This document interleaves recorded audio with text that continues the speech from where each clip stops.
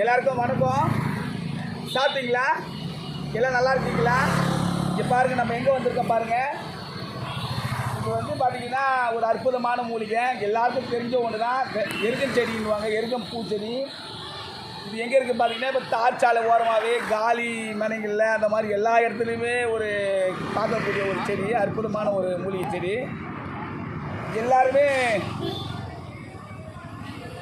எல்லாருக்குமே தெரிஞ்ச ஒன்றே ஒன்று என்னென்னா, இது விஷம்னு சொல்லி எல்லாருக்கும் இந்த காலகட்டத்தில் விஷமாகவே ஆகிப்போச்சு. அது மனித உணர்வும் விஷமாகி போச்சு, மனித ஆற்றலும் விஷமாக போச்சு.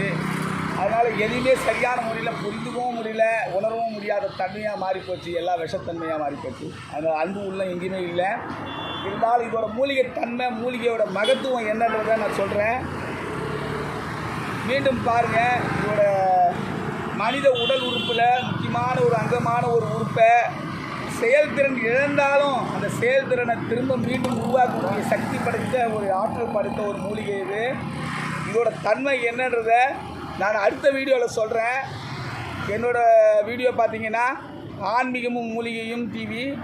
நீங்கள் எல்லோரும் லைக் பண்ணுங்கள், ஷேர் பண்ணுங்கள், சப்ஸ்கிரைப் பண்ணுங்கள், டவுன்லோட் பண்ணுங்கள். உங்களுக்கு மீண்டும் நான் திரும்ப ஒரு முறை சொல்லும்போது எதுக்காக பயன்படுத்துன்னு நான் சொல்கிறேன். வணக்கம், எல்லோரும் நல்லா இருங்க.